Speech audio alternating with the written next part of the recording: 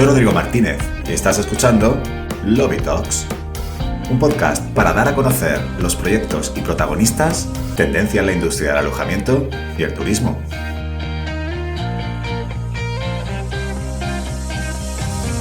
Este podcast me permite conversar con los protagonistas del sector.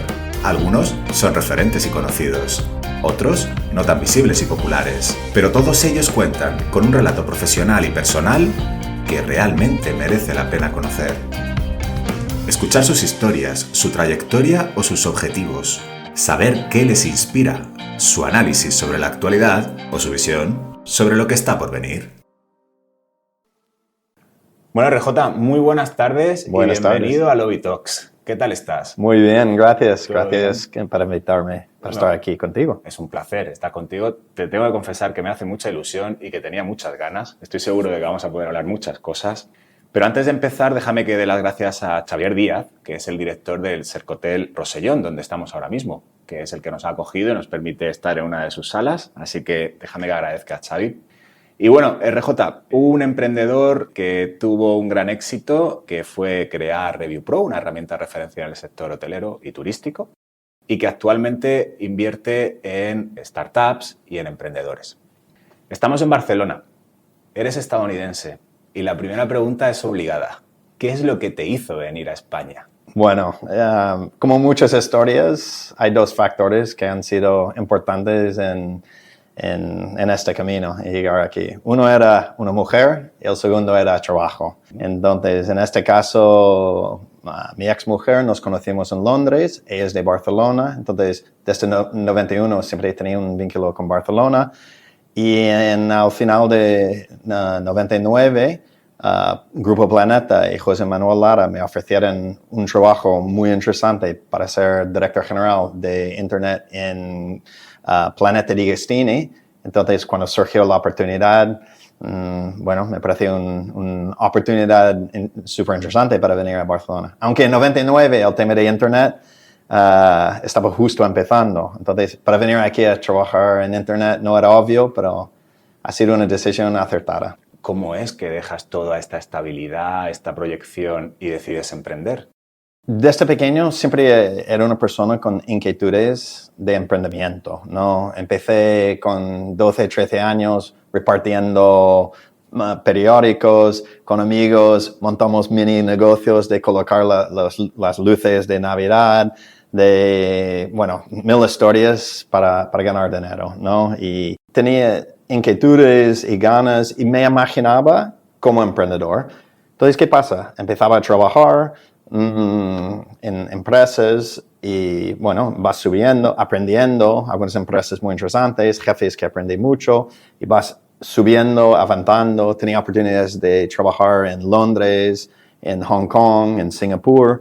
Entonces, los años van pasando, ¿no? Cuando llegaba a más o menos 40 años, empecé a sentir esa presión. 2005, 6, 7 y 8, esos eran los años cuando empezó todo lo que ahora es el pan de cada día, ¿no? De los contenidos generados por usuarios, empezando con Flickr, con Blogger y luego llegando al mundo que vivimos ahora. Entonces, yo veía que en Planeta he pasado 10 años fantásticos, con momentos muy bonitos y momentos muy duros, pero ha sido un proyecto súper interesante que he aprendido.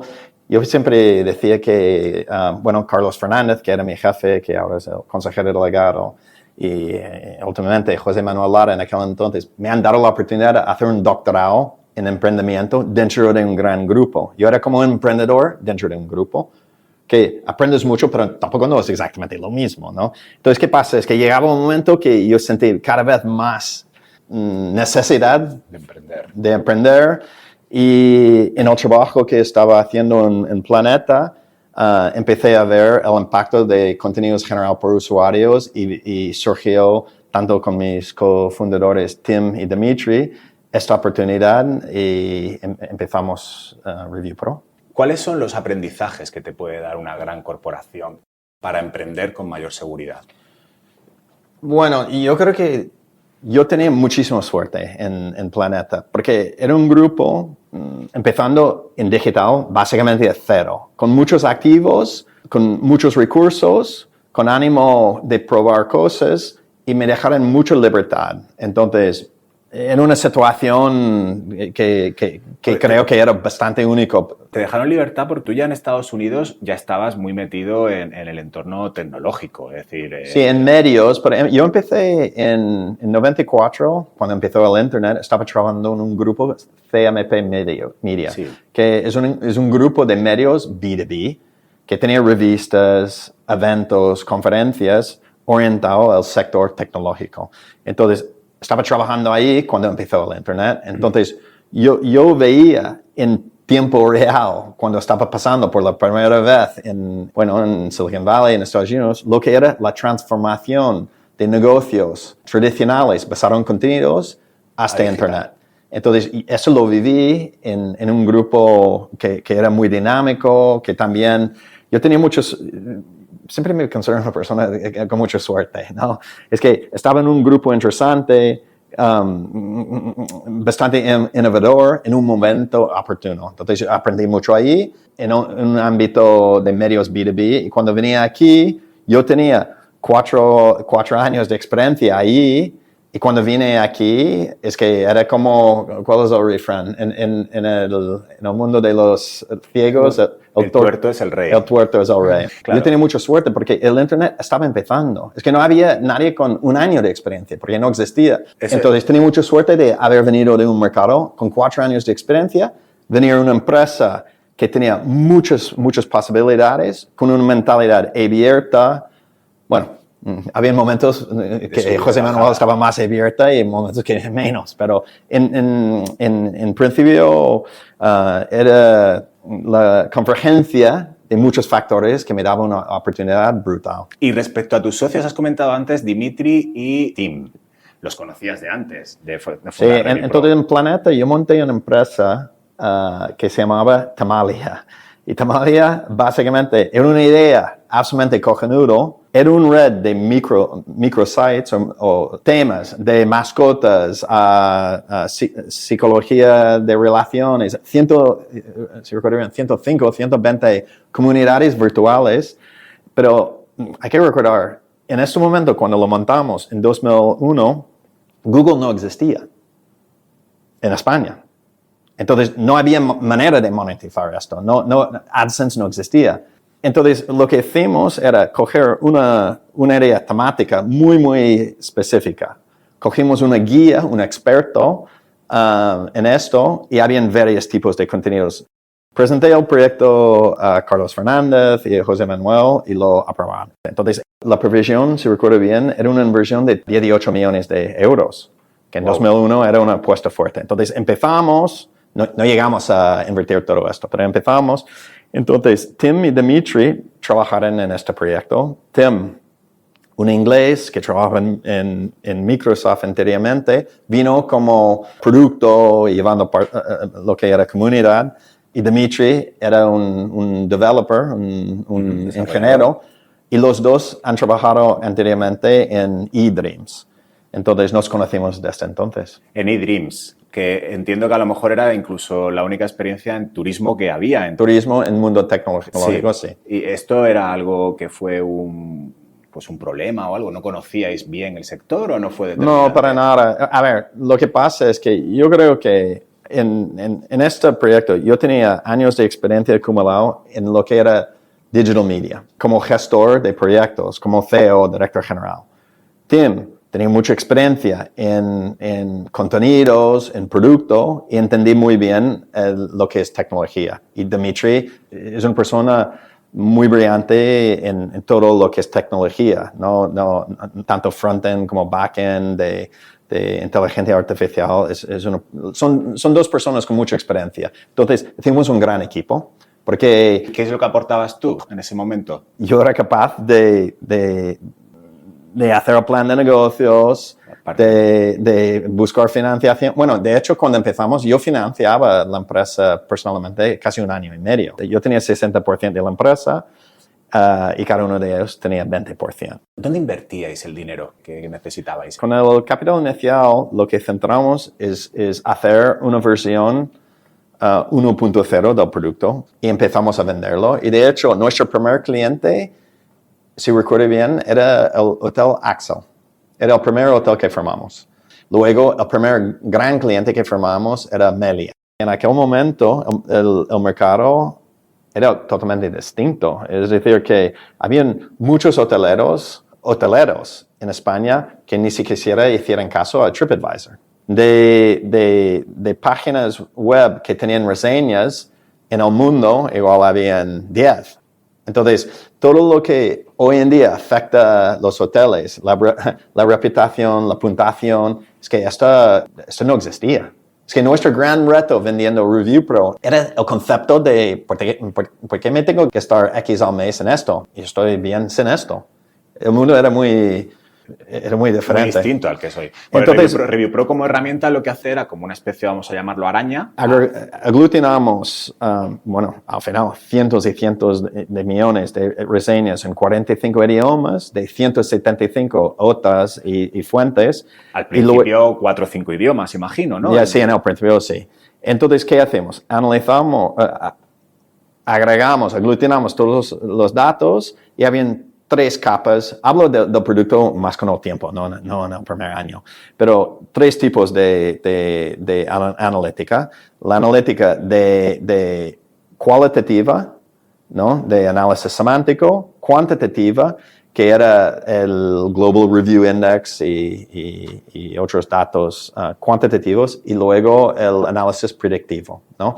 Entonces, lo que hicimos es, tu pregunta era, ¿qué hacemos con el dinero? Entonces, en la primera etapa era empezar a tener clientes, porque lo que yo tenía muy claro, lo que tuvimos muy claro como equipo, es que, mira, hablando del producto era una cosa, pero hablando de clientes, pagando era otra.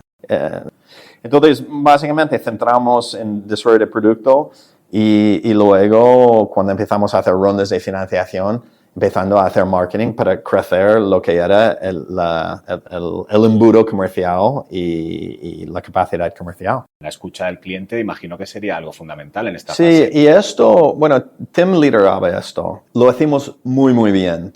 Siempre hay este equilibrio que hay que encontrar, y más teniendo en cuenta que ninguno de nosotros vino del sector hotelero, ¿no? Entonces, tú puedes, como empresa, tú puedes pensar, mira, somos los listillos. Nosotros entendemos lo que necesita el mercado y vamos a hacer un producto. Es decir, que tu forma de desarrollar el producto está muy enfocado en la opinión en el laboratorio, decirlo, dentro de la empresa.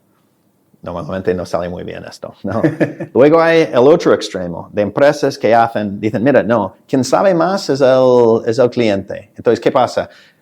Hablan con el mercado, hacen sus estudios y hacen exactamente lo que dice los clientes. Normalmente esto no funciona tampoco. Entonces, lo que hay que hacer lo que hacemos es desarrollar procesos y una forma de actuación que era yo creo que un equilibrio fantástico de esto, que siempre lanzamos funcionalidades y luego productos nuevos que eran en el cruce de donde nosotros aportamos una visión de dónde va a ir el mercado, pero consensuado y desarrollado con clientes, que cuando lanzamos estas funcionalidades o estos productos, había demanda, porque estaba bien trabajado buscando el equilibrio entre nuestra visión como tecnológicos y lo que el mercado estaba dispuesto. La necesidad. Pero también es curioso y alguien, se aprende esto rápido. Una cosa es un cliente potencial, un hotelero, te dice, me encantaría tener esto es importantísimo. El otro es que te paga por esto. Hemos identificado una oportunidad años antes de que era obvio o que había mercado. Pero también tuvimos la suerte que el mercado cambiaba rápidamente en nuestro favor. En la primera etapa, por nosotros, el gran reto era para vender el concepto de necesidad de una herramienta de gestión de reputación. Entonces, ¿qué pasa? Es que Booking.com empezó a poner más énfasis y más protagonismo en su propia página a la reseña. Entonces, quien tiene bueno, la medalla o el crédito, si quieres decirlo, de formar, educar al mercado era Booking, porque cuando Booking empezó a subir como canal de distribución importante y luego importantísimo, todo el mundo veía claramente, cualquier hotelero sabía, con una puntuación en Booking de 7,4, vendiste poco a un mal precio, y con un 9,4 tenías ocupación alto y precios altos. Entonces, yo creo que el cambio en el mercado que vino bastante rápido era gracias a Booking. Y su peso en distribución. Las reseñas de los hoteles en plataformas como Booking al final acaban creando un ranking por valoración. Un cliente que para tomar decisiones siente interés por lo que otros clientes han vivido. Eso es lo que realmente... Hombre, y era básico. Y esta era nuestra premisa de este primer día. Nuestra premisa era que tu reputación como hotelero es igual a tu revenue. Y al final acabó siendo un acierto. ¿Actualmente consideras que hay algo que realmente pueda ocasionar una disrupción similar? Bueno, yo creo que en el sector hotelero es este reto de cómo se gestiona el full stack de tecnología y no estar tan dependiente en un proveedor que puede ser el PMS. Es la forma de integración de todos los layers en el tech stack. Y volviendo un poquito a Review Pro, antes has comentado que al principio el producto pues no era tan mínimo producto viable, sino que era un producto de calidad. Aporta un valor. Pero era gratuito. El contrario. Cuando empezamos a vender, lo típico es que las empresas dan el producto gratis a algunos clientes que pueden poner el logotipo en su página web. Recuerdo diciendo a Tim, porque en aquel entonces todos hacíamos un poco de todo, ¿no? Habían cuatro o 5 personas. La idea era, no podíamos regalarlo a nadie, porque regalando un producto a alguien no es una venta, estás engañando a ti mismo, ¿no? Entonces, no, hasta Axel, ¿cómo se llamaba? Axel. Ellos pagaron, hicimos un descuento, pero no, mi visión desde el principio era nadie va a tener este gratis. Y si la forma de crecer es regalando algo, mal vas. Entonces, más vale a poner presión en la organización y en el producto desde el primer día que engañarnos y ir dándolo gratis y tal, y luego intentar, porque cuando das un producto gratis, luego cobrar es muy difícil, ¿no? Porque no has puesto valor en el producto ni tú mismo. Nuestro negocio es un B2B SaaS, entonces nuestro éxito venía de gente en volumen, en escala, pagándonos. Entonces, el producto no funcionaba. A ver, el producto funcionaba mejor o peor en cualquier momento por las funcionalidades. No funcionaba mejor porque habían más clientes. Porque nosotros, el producto, aglutinamos las reseñas de todos los sitios. Entonces, los datos y la información para analizar, tuvimos todo. No dependimos a tener Melia como cliente a tener sus datos de analizar. Ya había todo. La materia prima estaba en Internet. Estaba ahí, No era el caso. No, nosotros no había una aportación de valor al producto de network effect, en nuestro caso. Y en estos primeros clientes, ¿recuerdas alguna sugerencia o una propuesta de algún hotel que realmente fue determinante y que fue muy útil? Como cliente, el cliente que nos aportaba más, poniendo gente en su organización, trabajando, dedicado a Review Pro, dando consejos, diciendo, oye, hacer este report, sería mejor si era Melia. Habían muchas cosas que venían de Melia, Kempinski, CitizenM, etc. Habían algunos clientes que eran en la vanguardia de entender como organizaciones que el mundo estaba cambiando y que tenían que tener herramientas y cambiar procesos internos, cambiar gente y formas de gestión internos. Y esta colaboración que formaba parte del proceso de desarrollo de producto que estaba hablando antes, yo creo que junto a un grupo de igual, al final, 15 clientes que estaban muy involucrados, y gracias a esta colaboración y nuestra predisposición y capacidad de seguir innovando, el producto cada vez estaba mejor y aportaba más valor. Y comentabas antes que erais en Ciudadela 8 o 9 personas el primer año de... De los primeros 10 personas, 8 eran desarrollo. ReviewPro ya el primer año era una empresa que daba beneficios. Daba facturación y no, perdimos dinero. De hecho, la empresa perdió dinero igual por, no sé, 5 años. Pero ¿qué pasa? Es que nosotros empezamos, en cuanto a financiación, empezamos con lo que aportaba yo. Luego levantamos $500,000 de segunda ronda, porque el mundo de financiación hoy en día es totalmente distinto, ¿no? Ahora hay empresas que hacen un pre-seed round de 10 millones, ¿no? Y bueno, el mundo ha cambiado por completo. En aquel entonces es que habían muy pocos VCs. Nosotros no era nuestro foco. De hecho, nuestro objetivo era lanzar crecerlo sin VCs. Que pensamos que era factible, que al final casi lo conseguimos, pero no. Entonces, la financiación era lo que aportaba yo, $500,000, 830, 1,2 millones y 3 millones. Esa es toda la financiación de capital, de equity que levantamos. Yo tengo la sensación de que el propio producto ReviewPro, que es un producto de análisis y mejora, es como si fuera la propia filosofía de ReviewPro. ¿Cómo se hace para que los empleados participen de esa filosofía de la compañía?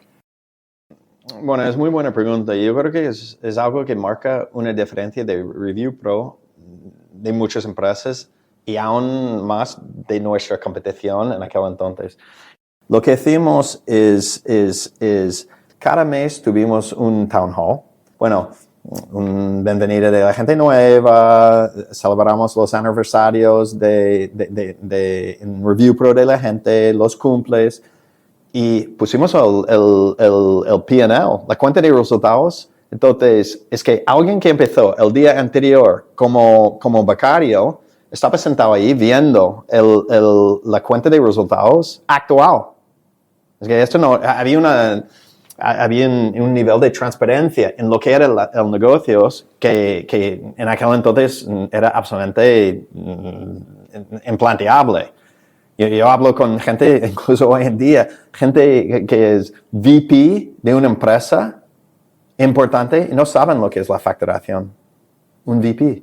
Y en ReviewPro, un becario sabía, porque cada mes lo pusimos ahí. Entonces, visión, procesos de planificación, mucha analítica, mucha transparencia, y lo que creo que todo el mundo lo tenía claro es lo que para mí era básico. Es que, y eso recuerdo diciéndolo múltiples veces, es que aquí no hay fábricas, esto no va mejor o peor porque hemos comprado la materia prima más barato. Esto funciona por las personas, ¿no? Entonces, puede ser que exigimos mucho, puede ser que somos duros y tal, pero todo estaba basado en la gente.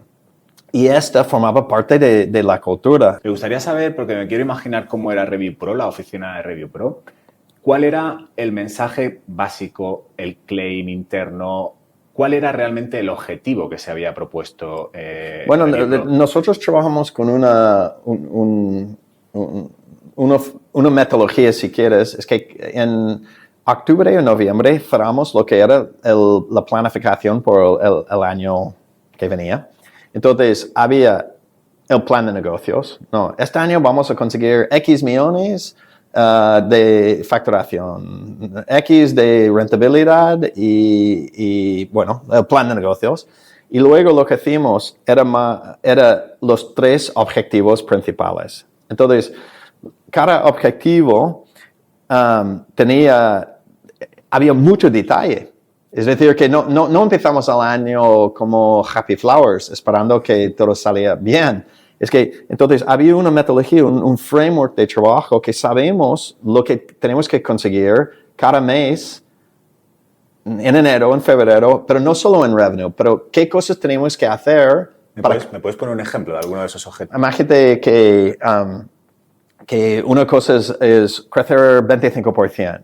Y una de las claves era para abrir un mercado en Norteamérica. Entonces, en esta planificación había como un project plan muy detallado. Conseguir fichar al VP, el tal, un mini business plan por esta sección. Y había los entregables, las fechas, las métricas. Entonces, ¿qué pasa? Es que nosotros, con esta metodología, es que en cualquier momento, bueno, siempre obvio que habían cambios y cosas que en el largo del año vas cambiando foco y tal, pero con un marco que ya estaba preparado y fijado desde el principio, ¿no? Entonces, esto, yo creo que la metodología y forma de trabajo era muy eficiente y, como decías antes, muy basado en analítica y autorreflexión de la empresa, de los departamentos y los propios ejecutivos por cada área. Y en el equipo directivo, es que la verdad es que tenía un equipo muy bueno y que cada uno tenía un buen control de su área y operamos. Era nuestra forma de conseguir más con menos inversión, era esta metodología, sobre todo la gente y la forma de trabajar. En estos primeros años vosotros hicisteis varias rondas de financiación, de media como unas rondas de 1 millón de euros más o menos, en un plazo entiendo que apenas en 2 años. Nuestro objetivo no era para maximizar la cantidad de capital, era lo contrario, era para levantar lo mínimo para seguir creciendo. Entonces, como digo, nosotros lo tuvimos como objetivo de no hacer financiación de capital riesgo y tampoco de business angels profesionalizado, porque tenían un pacto de socios que consideramos que no, en aquel entonces no queremos aceptar.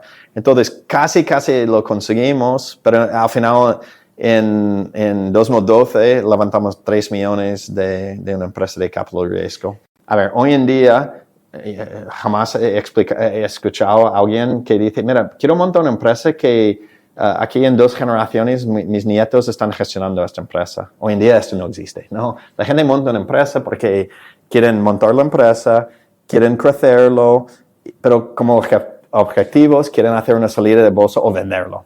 En 99% de los casos. Vale, bien. Esa es la situación de casi todos. Entonces, yo creo que es importante que sabes cuál es la cifra que quieres conseguir. Entonces, solo para entender lo que estoy diciendo. Imagínate que alguien empieza y dice, mira, mi objetivo como emprendedor es que quiero salir de esto con 10 millones, hacerlo fácil. A conseguir 10 millones hay 2 caminos que son totalmente distintos. Tú puedes tener una empresa que acabas con valoración de 33 millones, que tienes una tercera parte y el día que lo vendes, 10 millones. Otro camino es que tienes una empresa que factura, que hace más rondas de financiación, se crece más rápido, pero hay más dilución. Entonces la empresa un día, con la dilución, el CEO, esta persona que estamos comentando, tiene 10%, se vende la empresa por 100 millones y tiene el mismo 10. Las implicaciones de esos 2 caminos, la mayoría de emprendedores no lo entienden. Y cogen un camino en medio y lo cagan. Entonces, y en el caso de Review Pro, que era claro, es que nuestro era utilizando ese ejemplo, era una tercera parte de 30. Es decir, que el objetivo era siempre para minimizar la dilución y montar una empresa que por nosotros, para tener bueno, digo nosotros, pero hablo en el sentido más amplio de nosotros como emprendedores y por nuestros inversores, que había un caso de éxito con una venta que no tenía que ser 100 millones o 500. Claro, cuando uno mete a inversores dentro, corre el riesgo de perder el control de la compañía, ¿no? Bueno, el control viene de 2 cosas. Normalmente viene por el porcentaje, pero también puede venir por el pacto de socios, ¿no? Entonces, es que yo personalmente, yo controlaba la mayoría de las decisiones en Review Pro, que era una situación que no era típico. cuando entra una empresa de capital riesgo, la situación del pacto de socios cambia totalmente, ¿no? Entonces yo tenía una situación que mi control de la empresa no era solo mientras tenía 50%. Por el pacto de socios, yo mantenía yo a título personal mucho más control hasta que cuando tenía mucho menos de 50%. Hasta 2019 que llega CG, ¿no? A ver, llegamos a un momento que la empresa estaba facturando más o menos 8 millones. Hablo de cuando vendimos la empresa. Era rentable. Estaba creciendo, no recuerdo exactamente, pero más o menos 25%. Tuvimos caja. En aquel entonces, el sector hotelero, en términos de tecnología, el landscape, el mercado estaba cambiando. Entonces lo vimos, mira, facturamos 8 millones.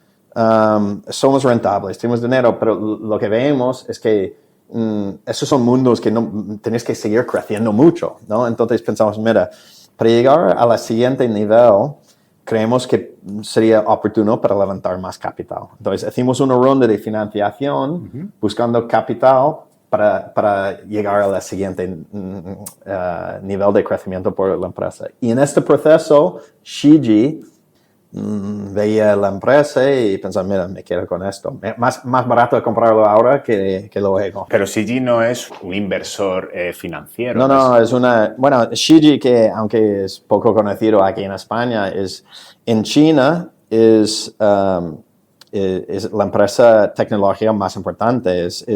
Bueno, cotiza, no sé ahora, pero igual tiene valor bursátil de 5,000 millones. El fundador de los 100 más ricos de China es un monstruo ahí.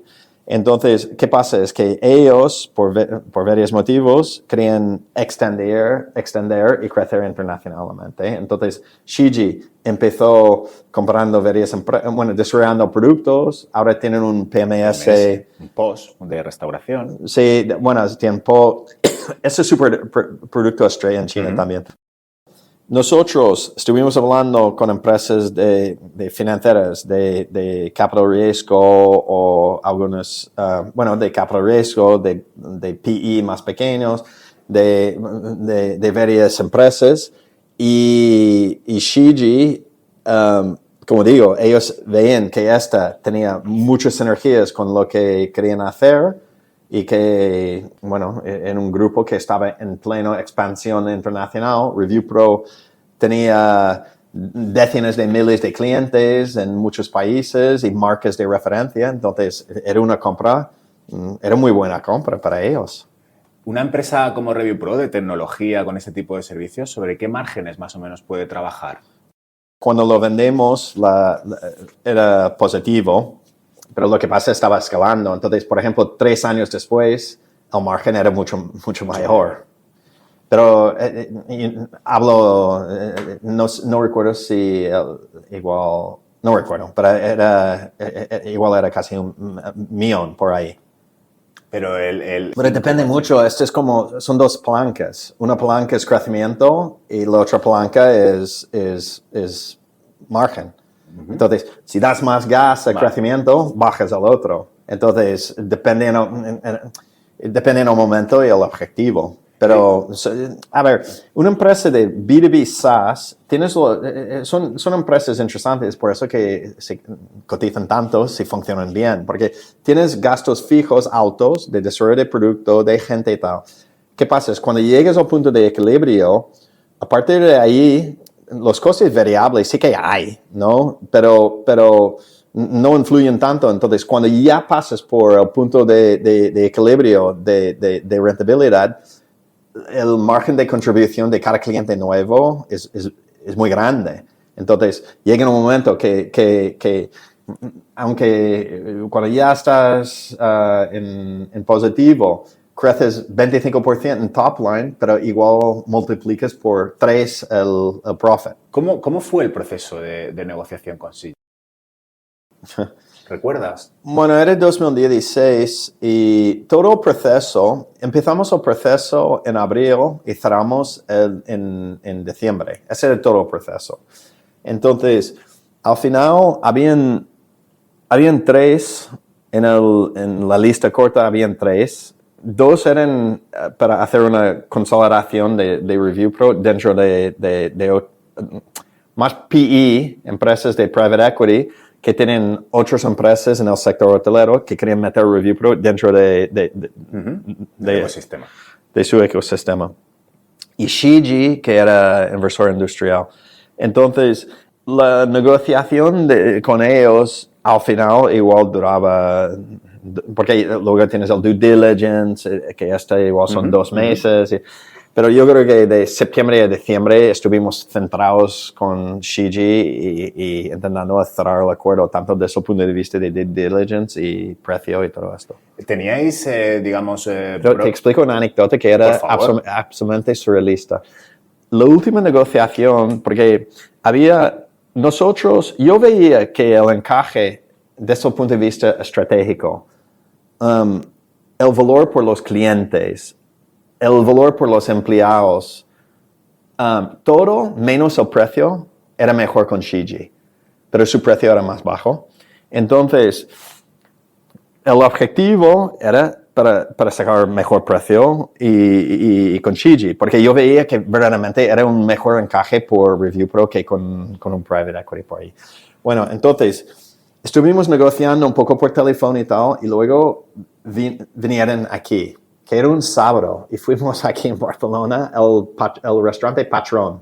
Ajá. ¿Conoces el Patrón? No, porque eres de... Yo no. Bueno, pero Patrón es un restaurante que tiene camarotes, tiene salas privadas que en estilo camarote, ¿no? Entonces, estuvimos ahí, yo, 2 abogados míos, los de Shiji y tal, igual éramos 8 o 9 personas. Y pasamos justo después de comer, entonces, imagínate, a las 4 hasta como 11 de la noche, acabando la negociación, y el contacto de Shiji, estaba ahí negociando todo, pero imagínate que en China son 6 horas más tarde, toda la negociación pasaba por el Mr. Lee, el dueño de Shiji, a través de su representante aquí, y todo por WeChat. En camarotes. En un camarote. Yo pensaba, pero era surrealista. Surrealista, ¿no? No, era surrealista. Yo estaba ahí, y evidentemente todo es más despacio que una conversación, no es tan fluido. Entonces, recuerdo que hay momentos que él estaba texteando, de vez en cuando tenía que salir a hablar algo, y pensaba, mira, es que ni lo creo yo. Si al final, después de años y años, y los momentos buenos, el sufrimiento y tal, si acaba la venta aquí por WeChat, es que me parece absolutamente surrealista. El mundo en el que estamos. ¿Por cuánto se vendió? Era un múltiplo sobre ventas que estaba bien. Yo creo que hoy en día, o por lo menos hace un año, los múltiplos han cambiado por completo. Entonces, lo que en aquel momento parecía razonable tanto por un lado como por el otro, parecía barato luego, ¿no? Porque el mercado cambiaba. Pero era básicamente valoración de si recuerdo bien, 32 millones. 32 millones. Y luego quedamos con 3 años, un acuerdo de 3 años. Tim, Dimitri y yo quedamos con la mayoría de nuestras acciones, y al final, en este tiempo, doblamos la empresa en todos los términos. Para lo que eran los socios que en aquel momento, los propietarios, inversores que en aquel momento teníais, eso multiplicó... No, era brutal, porque el primer angel investor consiguió casi 30 veces su dinero. Lo que había invertido. 28 veces. Casi 30 veces. Que era mejor inversión de su vida. Pero hablamos de un plazo de... Bueno, la gente invirtió principalmente en 2011, 10 y 11. Lo de capital riesgo entró en 2012. La mayoría de inversores tienen un retorno entre 4 y 10 veces. 4 y 10 veces su inversión. La inversión inicial. Y en este caso, estaban muy contentos. En 6-7 años, algunos lo multiplicaron por 30, que es una cifra muy buena. Sí, la persona que invirtió en 2009, septiembre de 2009. Has dicho antes una cosa que me pareció interesante, y había otros que estaban dispuestos a pagar más. Shiji era un socio estratégico. tú, Tim y Dimitri os manteníais dentro de la compañía.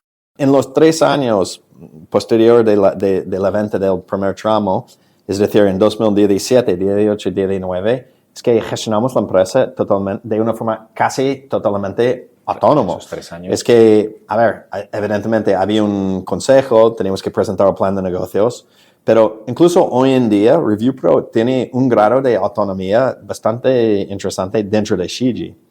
¿Y actualmente en 2022 mantienes alguna relación con ReviewPro? Sí, bueno, es que había muy poco rotación ahí. Con el CEO, que Michael Kessler, que era el VP comercial, que trabajaba, cuando yo fui, yo creo que llevaba 7 años, con Neil, con casi todo el equipo de gestión. ReviewPro tiene bastante poco rotación. Uh-huh. Entonces, sí que sigo con contactos, porque, bueno, es un poco como, supongo que cuando te vas a la guerra, ¿no? Y luego vuelves, es que siempre compartes esto. Es una etapa de tu vida importante. Entonces, post-guerra, decirlo de una forma, ellos tienen su vida y yo tengo mi vida, pero mantenemos una buena relación. Y de todo lo que me has contado, ¿hay algo que a día de hoy harías distinto a lo hecho? Puede ser que con el conocimiento que tengo ahora, igual me hubiera ido para levantar capital riesgo más pronto. Uh-huh. Como al final, casi llegamos de no tener que levantarlo. Entonces, el hecho que al final había esta necesidad, igual hubiera preferido hacerlo antes con un inversor igual que nos soportaba más. Pero no sé, nunca sabes. Y ahora, RJ, con todo esto que has aprendido también, una de las cosas que estás haciendo es invertir. ¿Hay algo a lo que te dediques especialmente porque te interesa algún tipo de emprendedor en concreto? Bueno, centro más bien en lo que conozco. Centro más en B2B, no en B2C. Entonces, B2B. Me gusta más software que yo qué sé, máquinas de hardware, ¿no? De hardware. En cuanto al emprendedor, para mí es imprescindible que la persona está 100% en un proyecto. Y hoy en día aún más, todo es muy competitivo. Entonces hay muchos proyectos que la persona, bueno, ya tiene estos negocios, pero tiene otra idea, es un poco un spin-off. Entonces para mí es imprescindible que la persona es 100% involucrada. Que es distinto a cómo empezaste tú. Yo pasaba... si empezamos de picar código, a decirlo de una forma, en principios de 2008, entonces durante 1 año y medio yo estaba en Planeta, sí, y tenía al margen y estaba trabajando noches y fin de semana, ¿no? Y recuerdo que había un momento que levantando capital, que había un inversor que me interesaba mucho, que entró y me dijo, mira, me encanta el negocio, me encanta tu energía, me convences, pero el problema es que tienes otro trabajo. Entonces me dijo, mira, si tienes otro trabajo que te paga la hipoteca y tienes esto, por definición, eso es un hobby. Eso no es tu trabajo, es un hobby. Y me dijo, yo no invierto en los hobbies de gente. Y tenía razón. Tenía mucha razón. Y yo creo que para mí es uno de los factores. Y es una de las cosas que aplicas a día de hoy, sí, ¿no? Sí, como inversor. Para mí es importante. ¿Y qué cosas son las que, o dime, en los emprendedores que ves, hay fallos que veas como recurrentes? Bueno, lo que pasa es que yo creo que más que fallo, hay la realidad que casi siempre cuesta más tiempo y más dinero a conseguir un resultado que la gente... Siempre el emprendedor, por definición, es optimista. Entonces, es rara vez que hay pocos proyectos que se consigue los resultados esperados en menos tiempo y con menos dinero. Entonces, la pregunta, si las cosas no salen en el tiempo esperado y requieren más dinero, ¿va a sobrevivir? ¿Cómo se va a ir encontrando su camino en un caso que no todo no sale como esperan? Pues RJ, solo una última cosa. ¿Te gusta leer? Sí. Recomiéndanos un libro de estos que dices tú, El último libro que acabo de leer es la tercera vez que lo leí. pero hace como 4 o 5 años, que era la última vez, es La sombra del viento, que me encanta, Zafón, ¿no? Es que este verano un amigo le recomendaba el libro y lo leí y me dijo, ostras, estaba tan bueno, entonces pensaba, ostras, como tengo tan mala memoria, ya después de 5 años puedo volver a leerlo. Entonces, es cómo desarrolla los personajes y bueno, como literatura, bueno, es ficción y tal, pero me encanta. Esa es la última cosa que leí. Te voy a agradecer muchísimo, RJ, el tiempo que has compartido y lo que nos has contado, y espero no tardar otros 10 años en volver a vernos. Espero que no, y lo mismo digo yo. Muchísimas gracias, te deseo lo mejor en este proyecto nuevo y creo que también es una aportación a los demás, ¿no? El hecho de que tienes muchos contactos y conoces mucha gente y estás intentando dedicar tu tiempo para compartir estas experiencias y conocimiento a un público más amplio. Entonces, muchas gracias a ti, te deseo lo mejor. Y créeme que lo disfruto, RJ. Muchas gracias. Muchas gracias a ti. Yo, del episodio de hoy, he sacado algunas reflexiones que quiero compartir con vosotros. Hemos visto un cambio en el cliente que genera un nuevo estándar de comercialización hotelera. Y cómo se crece. Se equilibra el conocimiento tecnológico con la escucha inteligente del cliente. Se emplea el ecosistema para acelerar ese crecimiento. En este caso, Booking. En el exit destaco la venta a un socio estratégico para generar sinergias y la permanencia de los socios tras la venta de la compañía. Estos dos factores hacen que la empresa se estabilice y que duplique las cifras de negocio a la salida de los fundadores, 3 años después de la venta. El múltiplo sobre facturación a la venta de ReviewPro fue de 4. Hubiera sido interesante saber el multiplicador de ReviewPro en el caso de vender hoy, o más interesante, ¿cuál sería su multiplicador de EBITDA?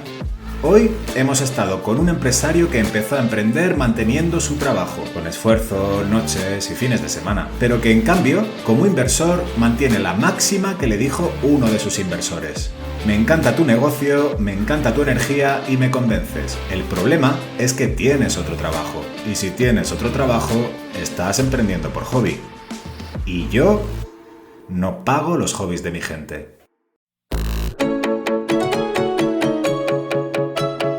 Aquí termina hoy este episodio. Si te ha gustado, no olvides dejar tu reseña. Y si quieres estar a la última en inversión y gestión, innovación o emprendimiento, suscríbete a Lobby Talks Podcast en LinkedIn. Muchas gracias, un saludo y hasta el próximo episodio.